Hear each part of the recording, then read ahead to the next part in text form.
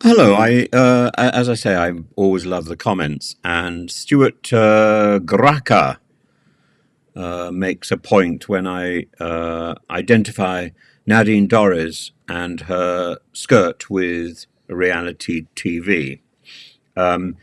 Stuart says, "Do you remember you are also fingered by the circle of reality TV? What entertaining choice of words. Pointing it out is a noble venture. I'm beginning to think Andy Warhol got the 15 minutes wrong. So many people want that per day. It would help if the experience led to self-reflection, but it seems to enforce the isolation." Now, I'm not really quite sure what Stuart is trying to say there. It's a little bit vague. It seems to be a sort of ticking off. I'm not sure whether it is. Whether it's ticking me off or ticking Nadine Dorries off. But I would like to point out, I never applied to be on reality TV. Like many people who are on these reality TV shows, although we are told afterwards that we are supposed to say that we applied, I never applied. Most people don't apply. Most people are headhunted.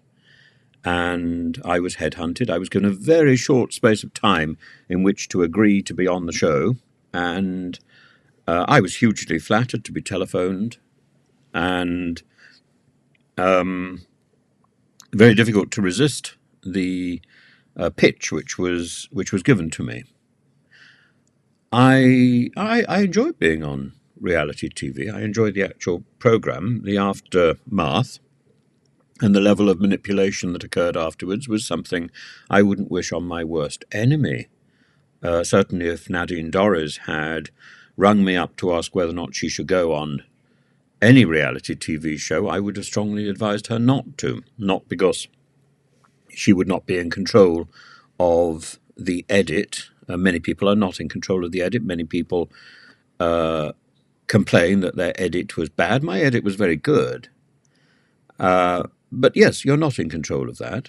And a lot of people think go into these shows and they're so obsessed with what they must not say that actually they don't give a decent performance. And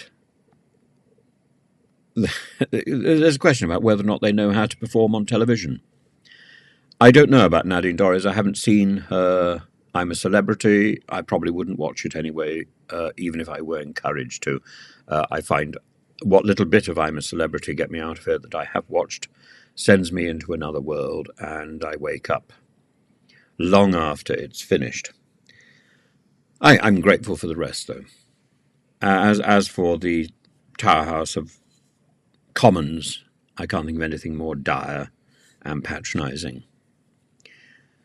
But that is the point. I didn't volunteer to go in I'm a Celebrity. I'm not particularly interested in that 15 minutes of fame. I did it simply because I had a month free and because I felt that I understood how to perform on television.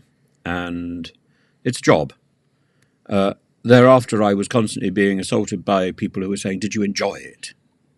It was a job. And I paid a very high price for that job. The level of manipulation that followed, the degree of compliance that I felt I was forced into because of the R21 techniques that I was compelled to endure, that made me compliant, I think led to my cancer. And I wrote an article for The Independent in which I said that this was an 18 months of misery that I would never like to endure again, and it was worse than being held at gunpoint, which happened to me 3 times in Greece. And shortly after that article was written, shortly after I wrote that article, I hemorrhaged badly. I was taken to hospital. I had cancer treatment. I had my tumor removed. I had a T3 diagnosis, which was fairly serious. And when the consultant removed the tumor, he said to me afterwards that it was about 18 months old, which fits in very well with my statement about my experience of 18 months of misery. It's not a legal claim. It's an anecdotal claim. But I would certainly, I would certainly take the view that my cancer was at least in part caused by the misery of being manipulated after leaving the circle. What you get in these reality TV shows, you surrender your agency, and it's very difficult to get that back. And when R21 techniques are used on soldiers who are who are learning how to resist torture, it's done for a very short period of time, and it's done with a lot of psychiatric support and assistance over a weekend or something. In my case, I endured this for about a month, the loss of control over my environment, over my time. And yes, I was deeply compliant. I was walking down the street and people would ask me for my telephone number and I'd give it to them. And my friends were surprised that I was so compliant, so garrulous, so naive.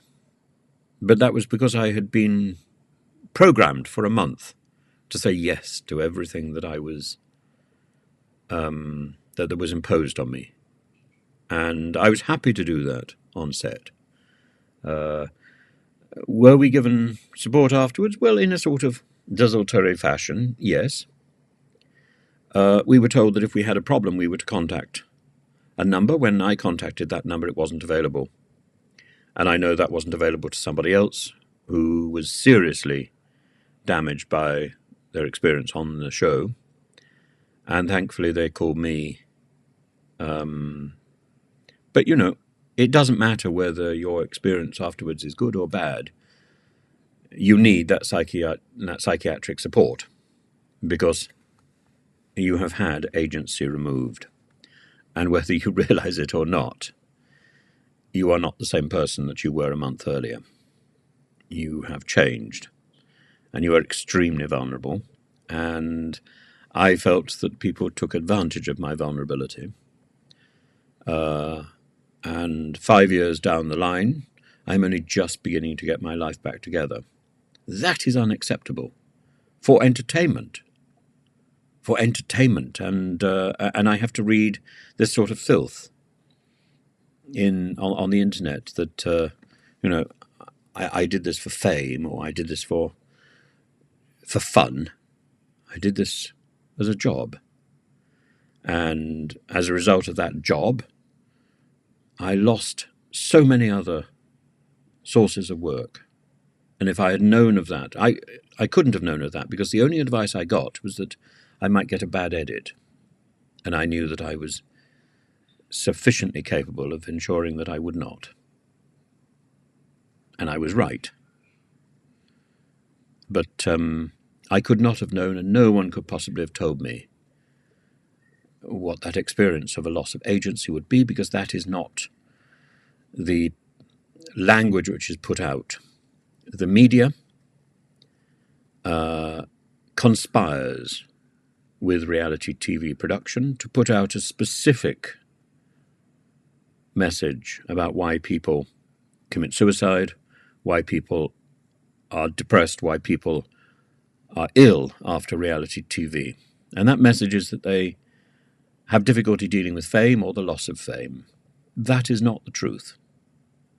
And reality TV production companies know it only too well. The truth is the loss of agency. And it's very difficult to get that back. And while we are not talking about the reality of reality TV, while we are not talking about the reality of cheap television in general, the sofa surfing rubbish in the mornings, all of this is connected to the loss of agency and the power of production. And that power of production has been increased by Ofcom following a truncated committee session in the House of Commons, truncated in 2019, just after I came out of the circle, because Boris called an election. And that committee was never reconvened, so people like me could never testify. And indeed, testimony was only taken from production staff and from 4 performers, the reality TV production companies who want to call them contestants, because they want to deny to people like me the idea that we were performing. They want because if we are performers, we should be treated as performers. We should be supported by an agent and by a union and given the respect that is due to performers. By calling us contestants, we are cheapened. We're doing it for fun. But that isn't what was sold to me. It isn't what I did, and it isn't what other people did. And I have great difficulty finding people who've been on reality TV who can genuinely say that it was a positive experience. Many of them privately will say exactly what they think, but publicly they are scared of their contract or scared of the power of the production companies, and rightly so. Most people who complain didn't win. I won, which puts me in a very different position. I can't be dismissed as somebody with sour grapes. And I think that's a responsibility that I must shoulder, and it's important to me to stand up for those many people who have been deeply depressed and upset by the experience of being on reality TV, whose lives have been changed, not for the better. And I will always respond to this. So, Stuart, I don't know quite what the point was that you were making in that comment, but I hope I hope my response is not inappropriate, and I hope it helps to flesh out my attitude to Nadine Dorries. So I would be very sympathetic should Nadine Dorries come and talk to me about her experience on reality TV, and I was happy to discuss that with her. But I was disappointed that somebody who had that experience should be so contemptuous of a constituent who writes specifically to her and requests a meeting. It's taken 5 years before I got a real response from John Whittington, who said, Ofcom deals with this now. Well, it's not what Ofcom thinks, but I am awaiting a response from Ofcom, and I imagine that will take another 6 months while they work out how best to couch their avoidance of the issues. Mostly in the past, when they've contacted me or when they've responded to me, they've said that I don't fall under their remit because their remit started in 2019 and I was already out of reality TV by that stage. So who am I supposed to talk to? That's the question, really. In the same way as Paul Fleming, who heads equity. I have an equity card, by the way. But if other people who are on reality TV don't have equity cards, why not? Which union does represent them? Paul Fleming, of course, didn't answer this. He doesn't think it's important. I do. I think it's important that everybody is represented, if they want to be. Because they're doing hard work, because they're performing, and because people are switching on their television and watching them. And somebody is making a lot of money.